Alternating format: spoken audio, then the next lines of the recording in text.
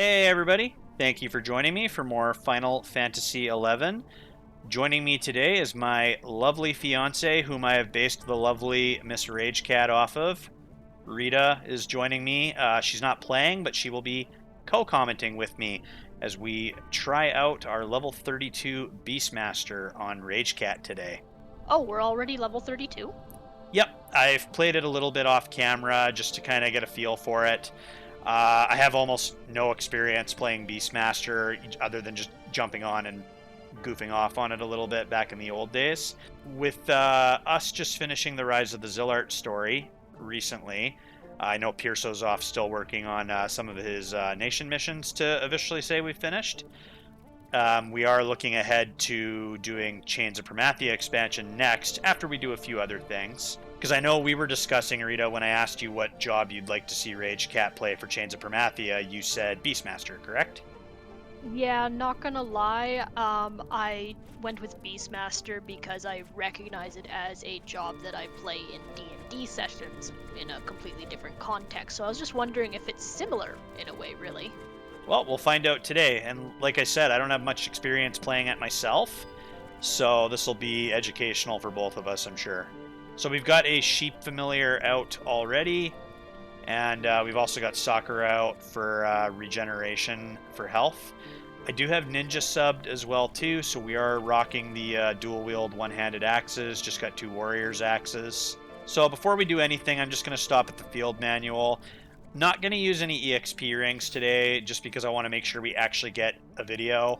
Our plan for Chains of Promathia is we are going to be playing different jobs. I do like to keep things challenging. So you've said you wanted to see Beastmaster, Rita, on Ragecat. And then Marin and myself will be playing different jobs as well, too. We haven't quite decided what those are going to be yet, but we will definitely keep you all in the loop. Okay, so let's see what we got for a page here. Let's do 7 greater Pugles, 3 clippers. That's all in this immediate area here. What are the Pugles again? They're fish. Really ugly-ass fish.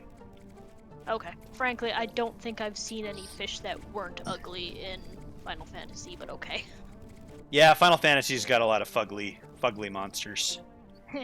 So I've made a few macros. Definitely not a full, what I would say, an expert set by any means. But we're hunting clippers, we're hunting Pugles. Let's go ahead and get started here. Okay. So our sheep's running in. Oh, jeez. Yeah, literally just send your sheep in to do your work. It's basically like Pokemon. Did you even direct him, or did you just, like, target the crab and be like, hey, we're gonna be attacking that, and the sheep's like, what's that war cry? Leroy Jenkins! I'm sure it sounds more like brr, brr, brr, brr, brr, something like that. So what I did was I used what's called a macro, and there's a fight command. So you basically, with the click of a button, you command your pet to run in and fight. Now, if I wanted my pet to stop fighting and come back, I can command it to heal. Run away! I was just kidding. Go back and kick its ass. So you're just doing that with the click of a single button rather than having to go through like 3 menus. Yeah.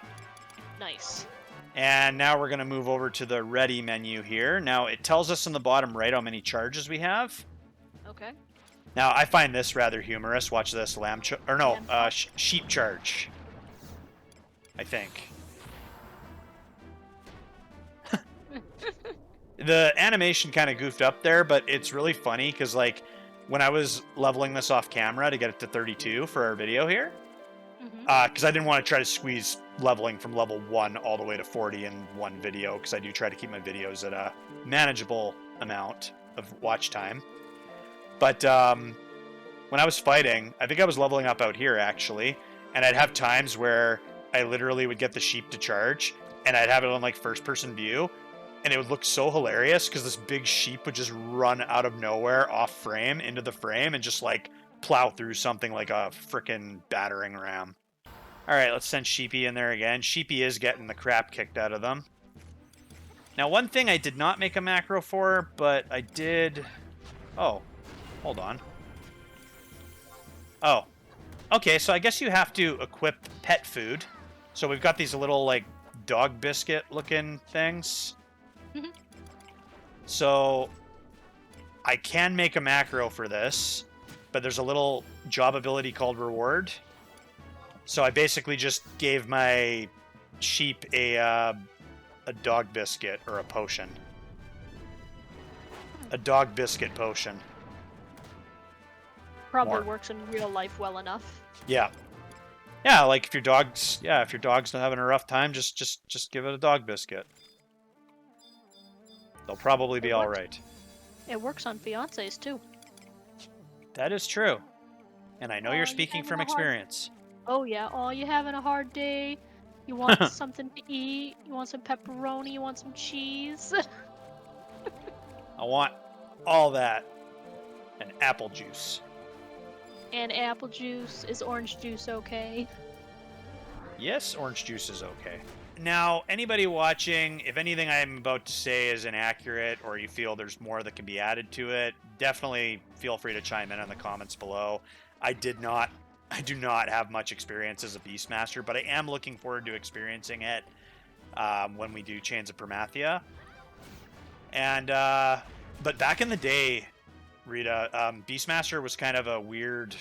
Well, I don't know if weird's the right word, but it was different because back in the day, I've told you how FF11 was so difficult and group oriented that it bred cooperation, and you really needed people around you to get things accomplished. Beastmaster was largely a solo job. There were, because you're sometimes charming animals, which we haven't covered that yet because we're using a familiar.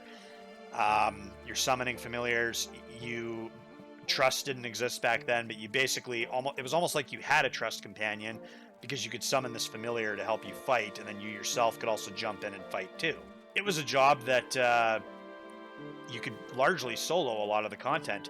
And there were some people. There's a story. I know I've brought this story up probably a couple times in this series, but I remember we were out leveling in the Yuhtunga Jungle out by Kazam, and there was this was back in the day when the game was super hard, and we were just having a hell of a time. We had like the most awesome party, but then a couple people had to leave, and we were trying to keep it going. It was like trying to save like a failing relationship or something. You just keep trying and trying and trying, and it's just doomed to fail, I guess. Well, we ended up keeping the party together because the only person available was a Beastmaster. And I messaged them, and I'm like, hey, we have no one. You want to come be in our party and just kind of sort of backup tank and be DPS? And they were like, no one usually ever asks me to do that, but okay. So we went ahead and examined a Beastmaster, and we had one person rage quit the party because of that. We had one person rage quit the party for that, but I mean, there was no one. There was nobody else. And we managed to still run a pretty, not perfect, but a pretty smooth party. Oh, someone just messaged me. Love the vids. Hey, thanks. Glad you're enjoying them. Getting a lot of those tells lately. I love that people are enjoying the series. It's kind of funny, I know you've said that these are very empty of playing characters now compared to when this thing was in its heyday, but you have a YouTube channel that is accessible to anybody on the internet at all, and yet you're still getting people that are playing on the same server as you recognizing you. Well, it's getting traction lately. I mean, I used to do a lot of other games on the channel too, and lately I've kind of dialed it back and just focused more on FF11. And we've still got a couple of series that you and I were working on that we still need to finish at some point. But it's just kind of been an issue of time and all that stuff too. Because when you're trying to run multiple games on the same page, it gets to be kind of exhausting. And FF11 is definitely the mainstay of my channel. And if you've got a mainstay and it's working for you, then, make that your first priority, right? In my opinion. And yeah, I'm really loving this series, and I've had a lot of people comment, like, not trying to toot my own horn here, but I've had a lot of people comment just saying, like, you know, they love the nostalgic nature of it, you know, someone coming back and documenting their journey, experiencing Vana'diel at my own pace, that kind of thing. I mean, I'm sure there's probably some people that watch too and go, like, why haven't you burnt to 99 yet, and all this stuff, and I'm like, I'm just taking my time, you know? It's just what I like to do. Good job, Lamb Chops. Can we please call him Lamb Chops? Yes. So that's literally going to be the sheep familiar's nickname from now on, is Lamb Chops. Yep. Oh, do we not have enough? Oh, we don't have enough charges. Oops. Sheepy. Oh, we also gotta. Sorry, like I said, haven't played Beastmaster much, so I'm gonna be very painfully noobish here. Let's get them shadows back up. Ow. Nope. Well, a hearty fuck you to you too, good sir. What level is the goblin? Bomb toss. 31. And he just blew himself up. Well. Took him a little while to fall over, but okay. Do I look like a fish bot to you, damn it? I don't even have a fishing pole in my hands. And there we go, we're level 33. That didn't take long. Mind you, I guess you were already a bit of the way there. You pretty well summed up modern day FF11. That didn't take long. Like a lot of old school players who played back in the old, painful, like, sink or swim bitch days come back and they're like, what? I'm already level 20? That would have taken me hours back in the old days. Wait, you can summon NPCs instead of finding actual party members? What?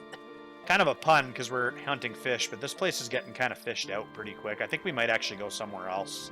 I did see another party here earlier. They're gone as well now. Yeah, I've seen a couple of people running around, so there's not a lot for fish.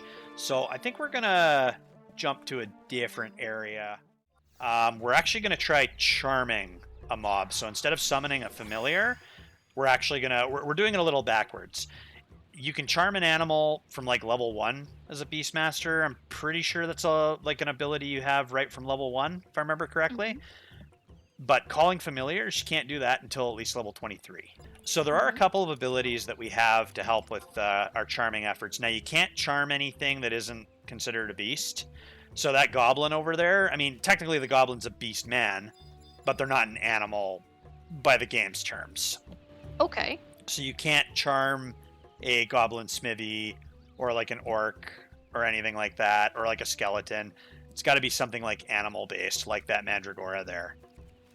Okay, so that's like I said, I kind of picked Beastmaster because there's a job like it in D&D, and so far this is making about the same amount of sense. Yeah. So I'm not completely out to left field on thinking about how this ought to work. Yeah, D&D is very much the grandfather to a lot of games, Final Fantasy included. They definitely owe a deal of thanks to games like D&D. So one ability we're going to use before we charm is as you level up, you get some things that'll actually help you with your charming. So we're going to use the gauge ability, which allows you to judge whether or not a target can be charmed. Ragecat might be able to charm. You see that little like scanning array that just went out? Yeah, that was different. That looked different kind of animation that I'm used to for Final Fantasy, but yeah. It was like something out of like a mech game or something. Targeting, preparing to fire a missile. Yeah, it was very cyber as opposed to wee sparkle magic. So now we're using... Oh, I'm going to try to use it. Maybe I got to get a little closer. Burp. Tame. Makes target docile and more susceptible to charm. Alrighty, we're just gonna go ahead. That wasn't working for some reason. I'll have to look into that one. Let's just go ahead and try charm. It did not work. So now we've got a little pissed off Mandrigora coming after us. Why won't you accept my love? Pretty much. Is it love, though, when we're just using it for our own selfish gain? Possibly. See, in D&D, I literally just bribed the DM with chocolate. Yeah, I don't know if that's gonna fly with Square Enix. You never know. Yeah. Who keeps leaving chocolate at the office? We thought it was a bag of poo when we first saw it. Alright, we got shadows up. Now, I'm not sure if you can charm after you've done damage to it. Let's find out. Oh, there we go. Look at that. We've now charmed it. Huh. Isn't that cool? Is it going to attack us again as soon as the charm wears off? The charm will wear off eventually. Now, I will admit, I don't have Ragecat very well geared for this. Okay. For charming, you want to have gear that's going to give you high charisma. That will help you be more successful with your charms. Mm-hmm. And, yeah, and some other benefits as well, too. But mostly being successful with your charms. So now we've literally got our little pet Mandrigora attacking another Mandrigora. Now, one thing you have to be really careful of is that charm can wear off. And if it does, then we're going to have two angry Mandrigoras trying to kill us. So you see how that can kind of flip side on you and kind of become your undoing? Mm-hmm. Yeah. So gotta be careful of that. I did throw up some fresh ninja shadows. So what do you think so far from the little bit you've seen? Because this is the job that you chose for COP, so what do you think? I mean, obviously we're starting with like beginner level summons and stuff. Still subbing ninja and getting to dual wield for your own damage is still nice. Yep. Yeah, I mean, it'll be cool to see what other summons you can get as you level up. Yeah, those animal companions, familiars. Mm-hmm. Oh, Yeah. sorry, familiars, not summons. I Yeah. guess you gotta be careful with your terminology because that's different jobs Yeah. altogether, huh? Yeah, someone will hear you and be like, it's not summons, it's familiars, damn it. Gobby's coming over for a fight. Get him, Mandy. Yeah, it's kind of a neat concept, eh? Just charming mobs and sending them to fight other things. Oh, and look at that. We just lost control. Oh. Uh-oh. Oops. And now he's attacking you. So what was that, like 5 minutes? I wasn't counting, to be honest. Let's see. There we go. We charmed it again. So,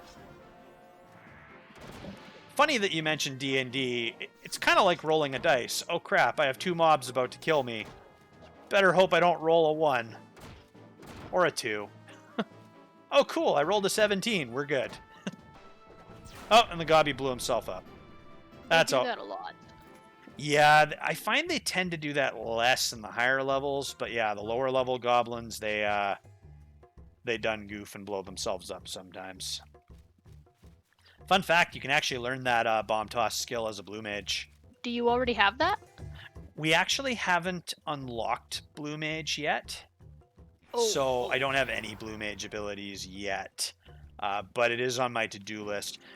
One thing we're actually strongly considering doing, meaning we're probably going to do it, is before we start Chains of Permathia, we're actually probably going to take a little bit of a break from the overall story and go around and make sure that we get all the jobs unlocked. So that means we'll be visiting some expansion areas that we are still a ways out from doing the story for them. We might have to do some introductory story just to access them.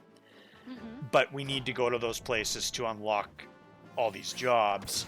The reason I want to do that is so that we have them as options, you know? Because certain things that come up in the game, like certain instance battles and stuff, they might be like, oh, the best strategy is to play a Beastmaster. Mm-hmm. Or there's one where you go in and as a summoner and you literally rain sweet remove Judgment Bolt Thunder down on your enemies and fry them. Like, it's good to have those options, you know what I mean? Mm-hmm. So getting all the jobs unlocked will definitely be beneficial. And there's some that I've never had a chance to play either, so it'll be fun for me to have those as options too. We've still got our little Mandy friend fighting for us. At least for another 5 minutes. Yeah. This is You'll where just be walking along. Oh, sorry, go ahead. You'll just be walking along looking for your next mob, and then all of a sudden you just hear a little voice from behind you. What am I doing? What have you done to me? You bastard! And then they stab you in the ass. Pretty much. I mean, it is kind of like a conflicting moral thing. I mean, you are essentially mind controlling a beast. Oh, charm failed. This is what I mean. You can get into a sticky situation here. I mean, you are basically mind controlling a beast and like sending it to its death. Pokemon. But there are no Pokemon centers. And KO isn't actually KO. It's death. Only death. Alright, let's try that again. Oh no, he done with our bullshit. I think Kupipi's still asleep. Because I'm not getting healed. Oh, there we go. There we go. That feel when the white mage wakes up. See, normally when I'm playing Mrpierso as Paladin, I can just blast off like a Majesty Cure, like Cure 1 or Cure 2, and get everybody awake. On that note, though, Beastmaster, I'll have to do a little more research, but back in the day, Beastmaster had a lot of options for sub-job as well, too. Like, I've seen people play, like, Beastmaster Warrior, like, we're doing Beastmaster Ninja right now. Beastmaster White Mage, so you can kind of do a little bit of support healing for yourself. I didn't know that you had to pick from certain options for sub-job. I thought you could mix and match however you damn well pleased. You can, but there's just certain sub-jobs that aren't a good fit for certain jobs. Oh, okay. Yeah, like, I mean, you can do whatever you want, but it's just certain combinations are going to be more matches made in heaven than others. Like, for example, Paladin and Dark Knight. It was kind of a joke back in the day that you never do Paladin Dark Knight because both jobs are polar opposites of each other and they don't really support each other, per se. So, like, you're not really... You want to get a sub-job that's going to benefit your current job. So, like, I've got Ninja subbed because we've got 2 axes, we've got shadows for some damage mitigation, when I can actually get them off in battle. You know, like you try to pick something that you know is going to support what you're playing. Okay. Yeah. But yeah, that's basically just a basic look at Beastmaster. For anyone watching, like I said, very little experience playing Beastmaster. Definitely got to make some macros. So the plan is to get this job to level 40, and this will be what Ragecat plays when we eventually get 2 Chains of Permathia. And jury's still out on what Mrpierso and Marin Amy-chan are going to play. But after we get some other things done, like unlocking the rest of the jobs and other stuff, it'll be interesting to see what kind of a team we have. And I'm definitely interested to see Beastmaster in a story-related party, like almost like a D&D campaign group. Because Beastmaster, like I said before, really wasn't a party job. It was a solo. It was a lone wolf job. So anyways, thanks for tuning in. And next time we'll... Oh, hey, I'm trying to do my outro, you fucking... Fuck you. Anyways, he just like kicks Lizard in the heel. Like, hey, this is a closed set. But no, thanks for tuning in, everybody. And next episode, we'll see what other adventures Ragecat gets up to while she's running around solo.